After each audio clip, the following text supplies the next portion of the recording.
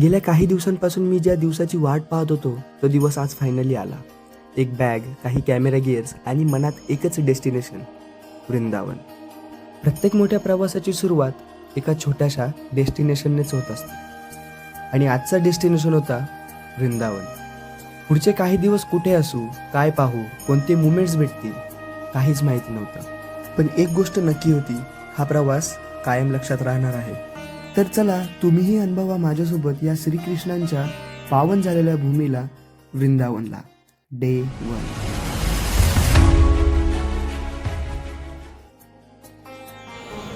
शहापूरपासून वृंदावनचे अंतर सुमारे 1200 किलोमीटर असून इथे पोहोचण्यासाठी जवळपास 25 ते 30 तासाचा कालावधी लागतो. त्यामुळे आमचे 2 दिवस ट्रॅव्हलिंगमध्येच गेले. ट्रॅव्हल म्हणजे फक्त डेस्टिनेशन नाही, तर ट्रॅव्हलमध्ये मिळणारे ते छोटे छोटे मुवमेंट्स, कुठेतरी चहा, कुठेतरी नाश्ता आणि पुन्हा रोडवर. आणि हा होता आमच्या ट्रॅव्हलिंगचा दुसरा दिवस, तोही मावळला. आणि मग बराच वेळ प्रवास केल्यानंतर एक असा मोमेंट आला जेव्हा जाणवलं आपण खरंच वृंदावनमध्ये पोहोचलोय. फायनली रात्रीचे किती वाजले? 3 वाजलेत आणि आता आपण जाऊ. फायनली पोहोचलोय वृंदावनमध्ये.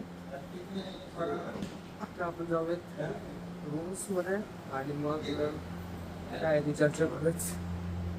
आवडताला फायनली काय वृंदावन पोहोचलोय. किती वाजता तुम्हाला दाखवते फिरवतो.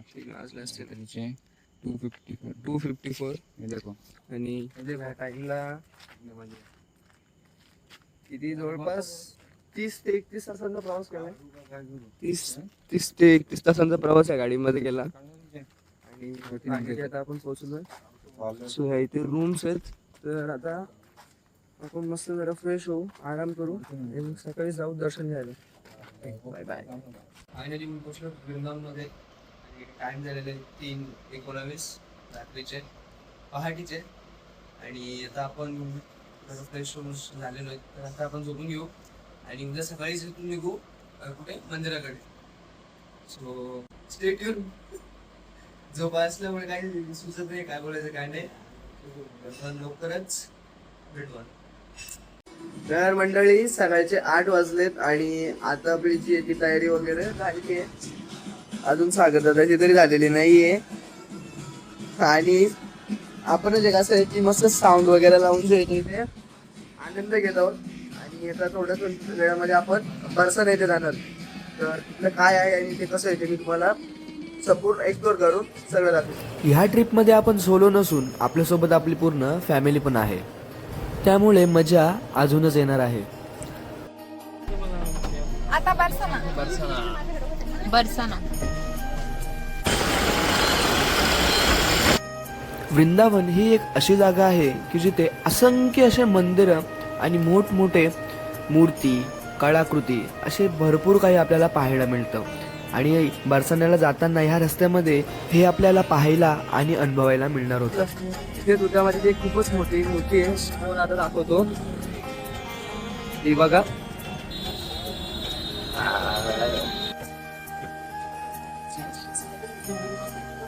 बरसाण्याला जाण्यापूर्वी आपण नंदगाव येथे गेलो. फोटो काढण्याच्या नादामध्ये खूप मागे राहिलोय. तर आता पटकन आपण पळत जाऊ आणि आपल्या माणसांपर्यंत पोहोचू. हॅलो काय वेलकम टू न्यू ब्लॉग. मनीषचा हायजॅक केला आहे. आम्ही हायजॅक केला आहे. मनीष होती त्याचं आहे तुम्हाला. माझा कॅमेरा या दोघांनी हायजॅक करून माझं थोडं काम वाचवलं.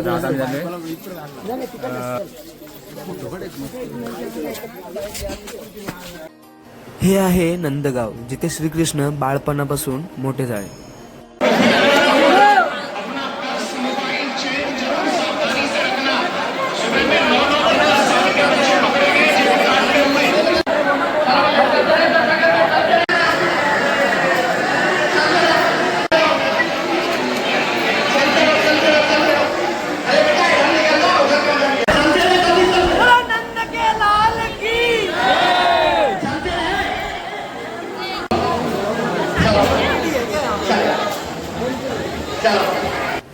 नंदबाबांचं दर्शन झाल्यानंतर आपण निघालो बरसानाकडे.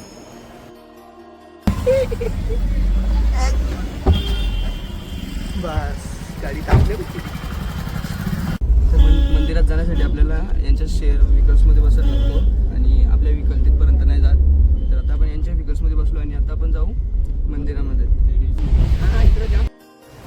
या कडकडत्या उन्हामध्ये या दादाने बरसाण्याच्या गल्ल्यांमध्ये फिरवत फिरवत त्या पार्किंगपर्यंत तर नेऊन पोहोचवलं, पण गरमी एवढी होती की आपण गाडीमधूनच उतरलो. तर विषय असा आहे की इकडे जो वातावरण आहे ते खूप गरमीचं वातावरण आहे आणि या गरमीच्या वातावरणामध्ये हे बघा आमची हालत कशी झाली गाडीमध्ये. फक्त हार्डली 15 मिनिटं बसलो आणि 15 मिनिटामध्ये आम्ही एक्झॉस्ट झालो. त्याने खरं काहीच होऊ शकत नाही. माझी पण कंडिशन सेम आहे.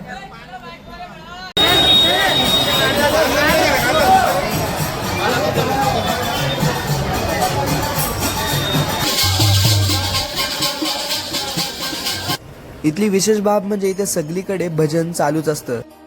आता आपण पोहोचलो आहोत बरसाना येथे श्री राधाराणींच्या पवित्र नगरी आणि समोर आहे श्री लाडलीजी महाराजांचं पवित्र मंदिर.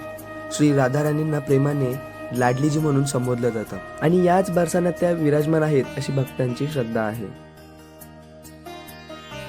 हजारोंच्या संख्येने इथे भक्त फक्त 1 ते 5 सेकंदासाठी येत असतात, ते म्हणजे लाडलीजी महाराजांचं दर्शन घेण्यासाठी.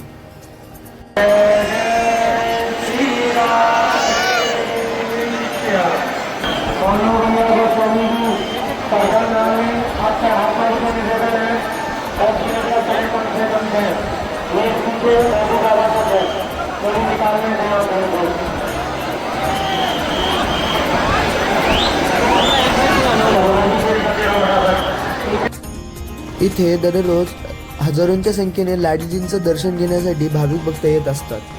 लाडलीजींच्या दर्शनाने यांचा प्रवास आणखी खास होऊन जातो. तसा माझाही हा प्रवास खूप खास होऊन गेला या लाडलीजींच्या दर्शनाने. बोलो राधे राधे.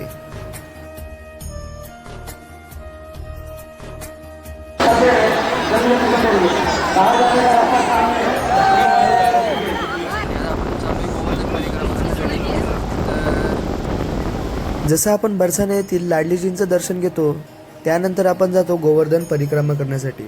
या परिक्रमेमध्ये आपल्याला जो रिक्षावाला दादा भेटला त्याने आपल्याला भरपूर सारी इन्फॉर्मेशन दिले, तर ती पहा. तर मित्रांनो आपल्याला इथे एक दादा भेटले ते आपल्या महाराष्ट्रामध्ये पण राहून गेलेले आहेत. महाराष्ट्र मी किती द्या महाराष्ट्र चंद्रपुर MH34. काय क्या काम करते होतं? वहाँ काम पढ़ाई किए थे. पढ़ाई की फिर यहाँ पर आ गए. यानंतर दादाने आपल्याला गोवर्धन परिक्रमेची माहिती देण्यास सुरुवात केली. पूरे गोवर्धन परिक्रमा में कितने मंदिर हैं? 5 मंदिर. 5 मंदिर मेन. और वैसे छोटे छोटे छोटे तो ऐसे लाखों है. और एक पॉइंट आ गया, अब राधा कुंड शाम कुंड आ गया. राधा जी ने मेहंदी के हाथ धोए थे कुंड में. यहाँ से आपको जाना पड़ेगा. कुठे इथून?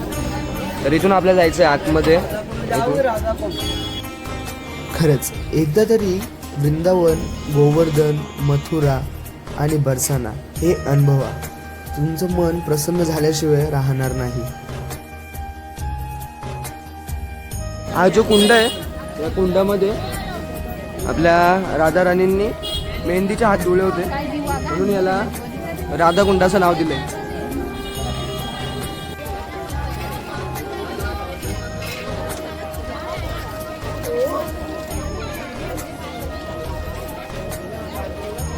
इथे पूर्ण गळी आहे, अशी गळीच आहे. असे खुल्ला एकदम असं हे नाही आहे काही. प्रत्येक गळली असं आहे.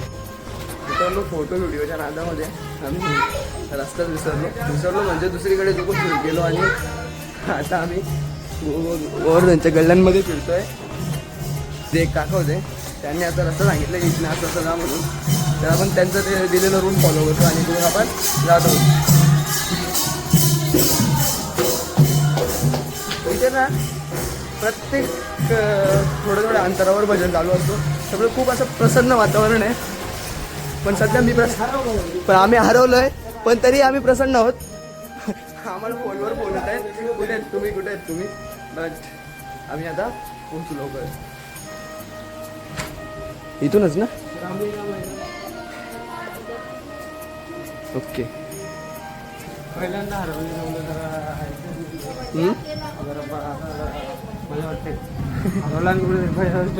फर्स्ट टाइम कुठे आलो आणि हरवलो असं रस्त्यांमध्ये गल्ला फिरतोय बिना चप्पलमध्ये, पण तरी पण मजा येते. एकाच्या चुकीचा कॉल बोला. बाकी तुम्हाला इंस्टाग्रामवर भरपूर व्हिडिओज आपल्या बघायला भेटतील, रील्स बघायला भेटतील, एडिट्स बघायला भेटतील आणि सिनेमॅटिक रील्स मी त्यामुळे अपलोड करणार आहे. तर तुम्ही तिथे जाऊन नक्कीच बघा आणि आपल्या इंस्टाग्राम पेजला फॉलो करा, जेणेकरून मला नवीन व्हिडिओज बनवायला अजून मोटिवेशन येईल. मी एवढा कॉन्फिडन्स नाही यामुळे बोलते आहे, कारण मी जे काय बोलतोय ते यांना काहीच समजत नाही आहे की मी काय बोलतोय आणि नक्की मी कोणते शब्द वापरतोय, काय बोलतोय ना काहीच समजत नाही. त्यामुळे मला एकदम फ्री वातावरण वाटते आणि मी फ्री एकदम पब्लिकमध्ये डायरेक्टली बोलू शकतोय, काय मला जे वाटते ते मी बोलू शकतोय.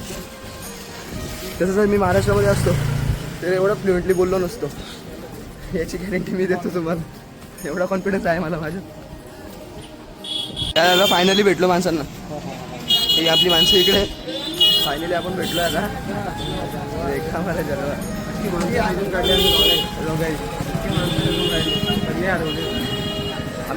आम्हीच बरोबर चालत होतो, ही हरवली होती.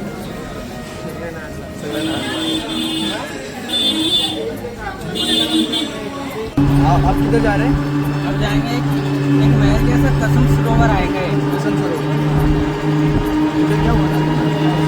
मतलब कुसुम का राजा रानी के मतलब सहेली का हाँ महल था. अच्छा. तर आपण आता जिथे चाललो आहे तिथे राधा राणींच्या मैत्रिणीचा महल आहे, तर तो आपल्याला पाहायचा आहे. तर तो आता एक्सप्लोर करूयात, तो बघूयात कसा आहे आणि काय आहे. हा मित्रांनो कुसुम सरोवर आहे आणि ते हे काय आहे, राधा राणी का सहेली का, म्हणजे राधा राणींच्या मैत्रिणीचा महल हा.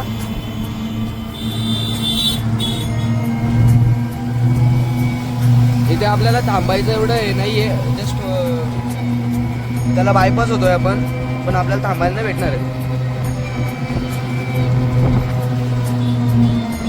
काही काही अशी ठिकाणं आहेत की जिथे आपल्याला फक्त दृश्य दाखवलं जाते, तिथपर्यंत आपण जाऊ शकत नाही.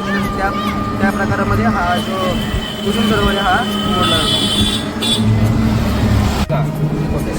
हर को ऊपर मंदिर आता है गिरनारी का. हाँ, अब उधर जा रहे हैं. उधर जाएंगे, पर्वत आपको दर्शन हो जाएंगे. गोवर्धन पर्वत. अच्छा, उसका मतलब वो जो मंदिर है उसकी क्या कहानी है?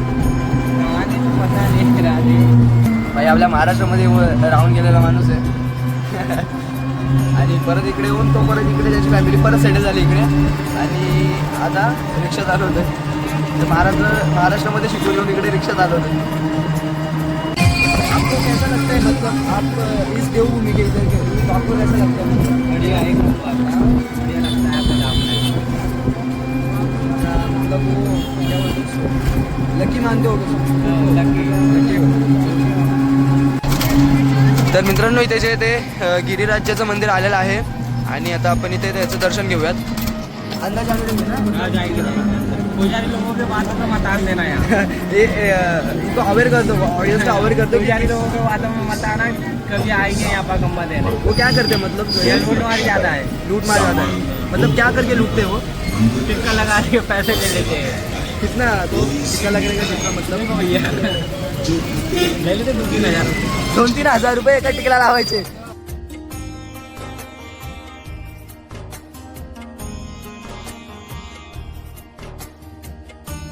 आप कहाँ जा रहे हैं हम? मानसी गंगा. तर आता आपण मानसी गंगेमध्ये चाललो. वहाँ पर क्या है, मतलब कृष्ण भगवान ने अपने दिल से बुलाए थे मानसी गंगा को. वो जो सीरियल में दिखाया गया है हाँ. कि वो दिल से राधा जी के लिए वो तालाब बनवत बनाए होते. थे. अच्छा, हा. तर मित्रांनो आपण आता अशा जागेवर चाललो आहे की ज्या जागेवर श्रीकृष्णांनी राधेसाठी तलाव बांधलं होतं, जे म्हणजे मनातून त्यांच्या सांगितलं की त्याचं बोलतं की दिल से मांगा गया, तर म्हणजे आपल्या मनापासून मागितलेलं आणि मग तो तलाव तिथे तयार झालेला आहे. तर आपण आता तिकडे चाललो.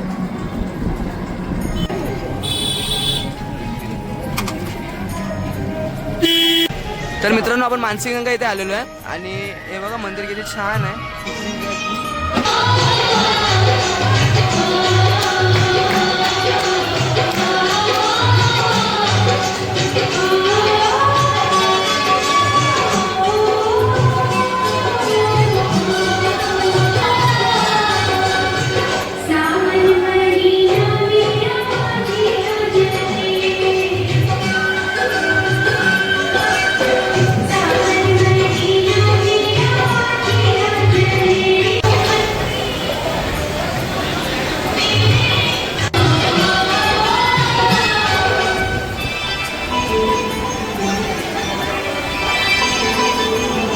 घर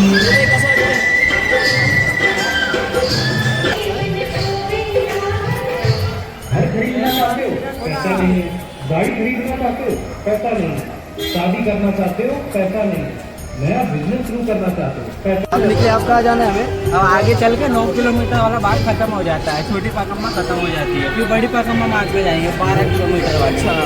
तो गाडी चेंज करनी पडेल. नहीं ये गाड़ी में यही गाडीमध्ये गाडी. 9 किलोमीटर हमने कंप्लीट करले. तर मित्रांनो 9 किलोमीटर आपण कंप्लीट केलेलं आहे आणि आता 12 किलोमीटरची जी पुढची काय असेल राईड वगैरे ती आता चालू आहे. वहाँ पर क्या क्या मंदिर आहे? उधर आएंगे तुलसी का लोटा और जैसे पूरा मुबारक. तर मित्रांनो हा जो गेट आलाय तर या गेटमधून आपण जसं त्या साईडला जातो तर आपलं 9 किलोमीटरची जी परिक्रमा आहे ती कंप्लीट होते आणि त्यानंतर आपली 12 किलोमीटरची परिक्रमा जी ती चालू होते. मित्रांनो इकडे ना कवचित पाऊस पडतो, कवचित रेग्युलर पाऊस पडत नाही. जसं आपल्याकडे एकदा चालू झालं की 4 महिने कंटिन्यू पाऊस पडतो, तसं इकडे कंटिन्यू पाऊस पडत नाही. इथे 4 दिवस, एक दिवस पडतो तर 4 दिवस नाही पडत. त्यामुळे इथे गरमच राहतो. हा बघा इकडे जर एकदा तापलं की ते तापूनच राहतं. ठंडी तो ज़्यादा यही लगती है, यही तो ज़्यादा ठंडा का होता है. हाँ, ठंडी है. मित्रांनो हा जो इथे डोंगर दिसतोय तर हा श्रीकृष्णांनी एका बोटावर उचललेला जो डोंगर आहे तो हा आहे इथे समोरवाला. तर ते पाहू आपण समोरून जर आपल्याला नीट पाहायला मिळेल तर ते पण दाखवतो. चलो राधे.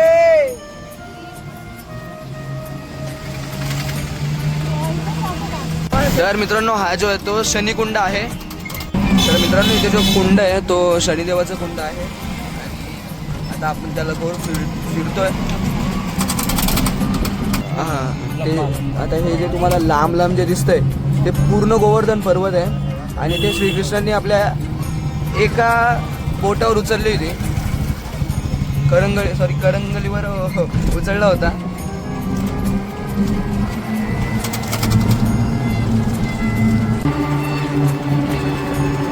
मित्रांनो हे बघा रोडच्या मधोमध जे ती झाडं आहेत आणि यांना हे केलेलं नाहीये, तोडलेलं नाहीये. हे ऐसा क्यों किया है? ये पर्वत के झाड़े ही नहीं काटेंगे. तर मित्रांनो हे असं का केलंय की ज्यामध्ये हे बघा असं केलंय हे झाडांना कापण्यात का नाही आलं तर हे पर्वताचे झाड आहेत म्हणून यांना कापलं नाही आणि रोड जो आहे तो बाजूने बनवलाय. त्यामुळे जे रोडच्या मध्ये येत असतील तर त्यांना काही केलेलं नाही. हे बघा गेट आ रहा है, यहाँ से राजस्थान बॉर्डर लगता है. यहाँ से मतलब आगे राजस्थान लग गया. आगे राजस्थान म्हणजे अभी हम राजस्थान में जा रहे हैं. राजस्थान में. तर मित्रांनो आता आपण इथून राजस्थानमध्ये एंटर करतोय आणि हे केलं आपण राजस्थानमध्ये एंटर. सो युपीमधून आपण आता राजस्थानमध्ये, हे राजस्थान आलं. तर हा जो आहे हा एरिया राजस्थानचा आहे पूर्ण टोटली. हे सागर दादा इच्छा पूर्ण झाली, राजस्थानमध्ये पण जायचं होतं आपल्याला. फायनली 3 बॉर्डर क्रॉस केल्यात. 3 स्टेट्स झाले आपले कवर. असं बोलायला काही हरकत नाही. तर आपण महाराष्ट्रामधून एमपीमध्ये आलो, एमपीमधून यूपीमध्ये आलो आणि आता राजस्थानमध्ये आहोत. ये मंदिर है लेटे वाले गिरिराज जी महाराज का. दिवाली में दूसरे दिन बनाते हैं गोबर का. हां हाँ ये लेटे वाले गिरिराज जी महाराज का दर्शन करके आ जाओ. अच्छा हां.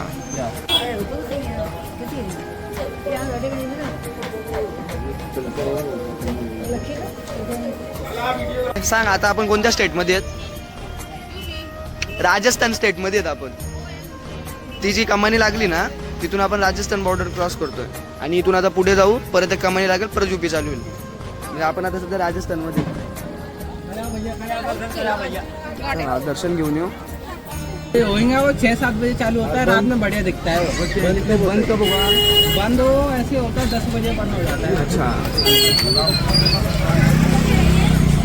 रात में तर मित्रांनो आपला राजस्थानचा प्रवास जो तो संपलेला आहे. या बॉर्डर पासून आपण आता यूपी मध्ये जाऊ.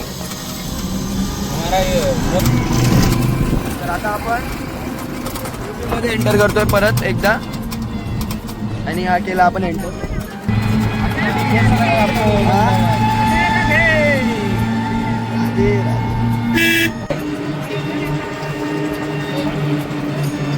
वो कौन सा मंदिर है? वो जतीपुरा मकार में ना किसी भगवान ने बंगले को पर्वत उठाया था, वहाँ से उठाया था. हां.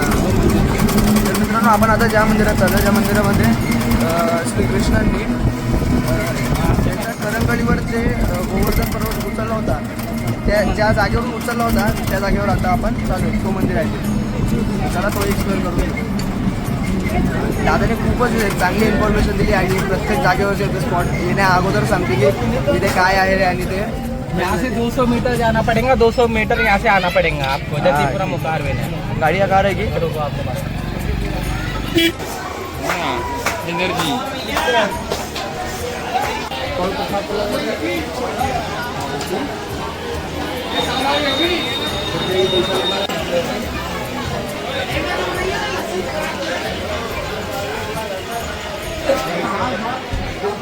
तर मित्रांनो, गोवर्धन पर्वताच्या परिक्रमाची ती आता आपली पूर्ण होत आलेली आहे. फक्त 4 किलोमीटरचा प्रवास बाकी आहे आणि ते शेवटचं जे मंदिर आहे ते आपण कव्हरअप केलेलं आहे.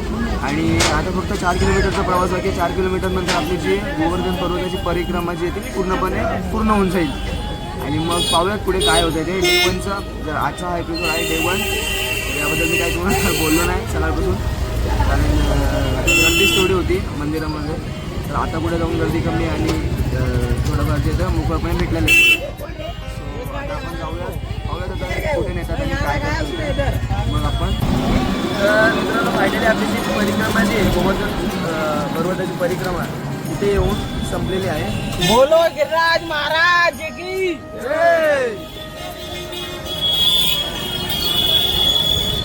राधा राणी